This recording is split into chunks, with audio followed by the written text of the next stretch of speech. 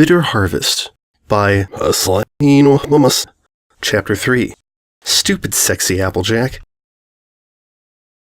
Golden Harvest owned a grand total of 3 outfits. There was the black veiled hat she had worn to the funeral of her great-aunt Rutabaga. There was a scandalously lacy affair she had purchased from Rarity some time ago, and that one was quite inappropriate for going out in public. She had worn it precisely once, in front of a mirror, by herself, and it had since then been buried deep in the darkest corner of her closet. And there was her devil costume for Nightmare Night. She briefly wondered why she owned so much black. It wasn't as though she cared what Applejack would think of what she was wearing. That would be ridiculous, because she didn't care what Applejack thought of her at all. She just wanted to look nice because that was who she was. Golden Harvest was a pony that looked nice. Looking nice was something that came with being a carrot farmer. Carrots could tell when the pony that was growing them was a classy pony.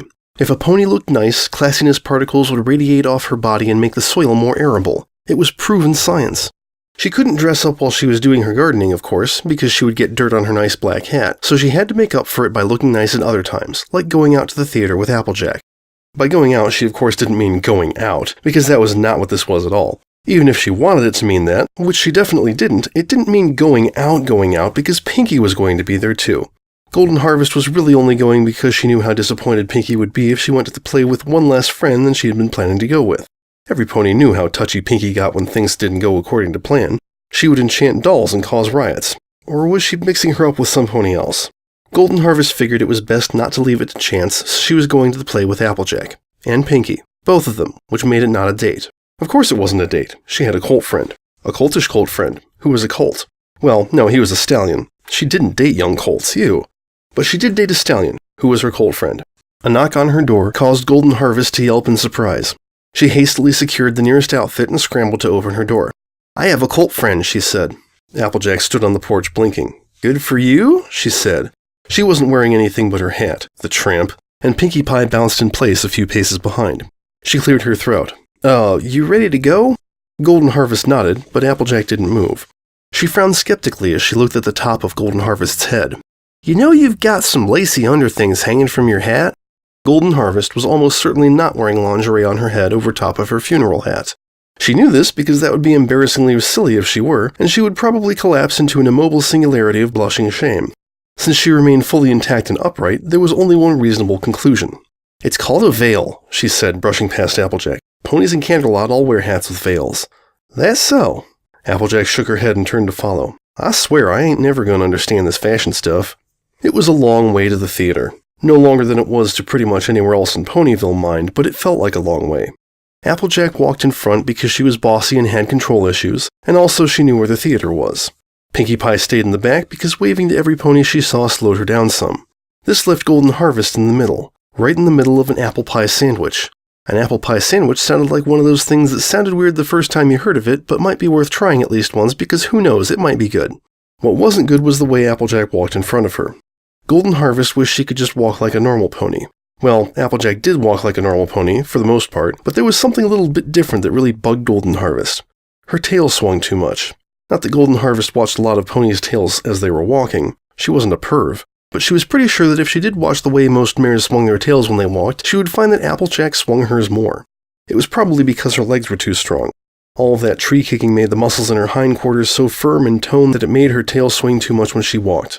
Why did the weather ponies have to make this time of year so hot?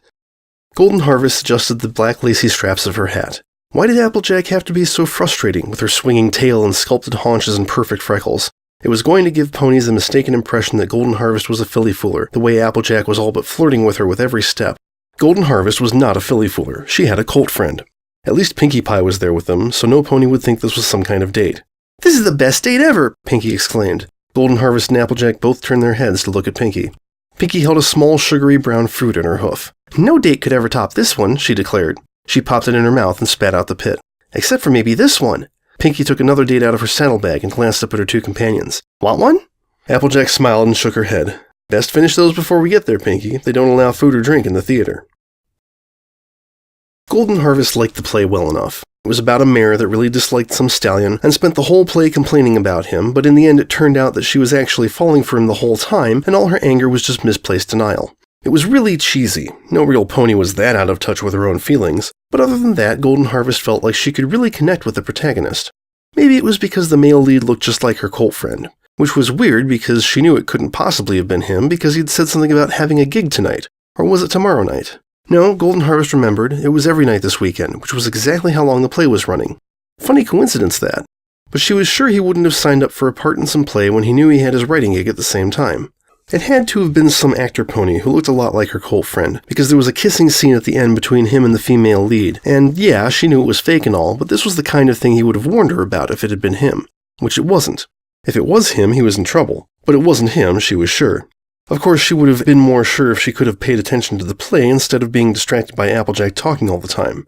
Well, she didn't actually talk during the play, but she laughed. She had a very distracting laugh. It was like a babbling mountain brook tumbling over mossy stones. Granted, Applejack only laughed her distracting laugh during the funny parts, when most every pony else was also laughing, but Applejack's laugh was way more distracting than any pony else's. What a herd animal, only laughing when other ponies were laughing. Golden Harvest wasn't like that. She was her own pony. She didn't let the herd decide when she could laugh. She made a point to laugh during a scene when no pony else did. Unfortunately, that happened to be the scene where the protagonist's father had just died, so she stopped laughing pretty quickly. Still, she had proven who was the true free spirit here. As the applause finally faded after the final close of the curtains, Applejack tipped her hat back onto her head. She'd been keeping it in her lap during the play so as not to block the view of ponies behind her. Golden Harvest stuffed her hat and its scandalous veil into her saddlebags as soon as she'd had an excuse and didn't plan to take it back out until never, basically. Well, that was pretty good, Applejack said. I'm glad you could come along. She patted Golden Harvest on the shoulder. All the bodies in this theater made the heat unbearable. They really needed to ventilate the place better. Yeah, I had a great time. Golden Harvest jumped as Pinkie Pie patted her and Applejack on the back. The grin on her face would have crowded every pony out of the theater had it not been contained by her lips. Well, I've got to get up super early tomorrow for a boating convention, so I'm going to get out of here, but you two should definitely walk each other home. By moonlight, while a mysterious figure in the distance plays a romantic serenade on her accordion. Pinkie leaned in close to Golden Harvest's ear. She's single, she whispered with a big wink. Applejack rolled her jaw. Pinkie, what in the hay are you... By the time she turned her head to face her friend, there was only a pinky-shaped dust cloud there, and a pink streak leading out the door, leaving giggles echoing in its wake. Applejack shook her head. That mare sometimes. She sighed and turned to Golden Harvest. Well, both our houses are in the same direction anyway. You want to get moving, Golden? Golden Harvest? You all right? Golden Harvest wanted very much to get moving, but for some reason her legs had locked themselves in place.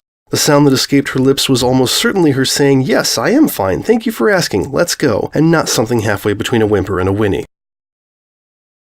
There was something to be said for the platonic value of long moonlit walks along quaint cobbled roads while being serenaded by a mysterious accordionist with an oddly familiar voice. It was really an experience wasted on star-crossed lovers that were only interested in the romantic aspects of it. There was so much else to it that a romantic couple would have missed, being so much more interested in each other than they were in their surroundings. Walking home together from a play in the dark hours of the night while the cool summer breezes carried the scent of lilies alongside the gently rising and falling notes of the universally acknowledged second most romantic instrument was an excellent opportunity for neighborly bonding. Golden Harvest felt that neighbors should probably do things like this more often. Not necessarily her and Applejack specifically, just neighbors in general. The world could use more understanding between neighbors, and Golden Harvest felt like she and Applejack gained some degree of understanding on this walk. Applejack was still a horrible pony who was never going to let her grow her carrots in peace, but Golden Harvest now understood that Applejack smelled really nice. She smelled like fresh soil and spring water and sun. She was so absorbed in her newfound neighborly understanding that she did not realize she was home until Applejack nudged her. This is your place, hon. Golden Harvest looked up. True enough, her home rose above them, the moon's disk peeking over the eaves. She sighed, a little disappointed. Not that she wanted to spend more time walking with Applejack. It was just that the moonlight and the lilies and the accordion were nice. Maybe she would go take another lap around town before bed, just to get a little more of that. Yeah, this is my place. Would it be neighborly to invite her in for drinks? That was a thing neighbors did, wasn't it? Golden Harvest still had plenty of carrot juice. It would go to waste if no pony drank it, and she could only drink so much herself. The more she thought of it, the more Golden Harvest decided it would be a good idea. She definitely should invite Applejack inside her home to sit on the couch together and drink boxes of carrot juice. Platonically. Would you like to come in and... Applejack was already halfway to her own house. She stopped and turned, her ears perking up. Sorry, didn't catch that, she called. What'd you say? Golden Harvest shook her head. Nothing, she said. Good night.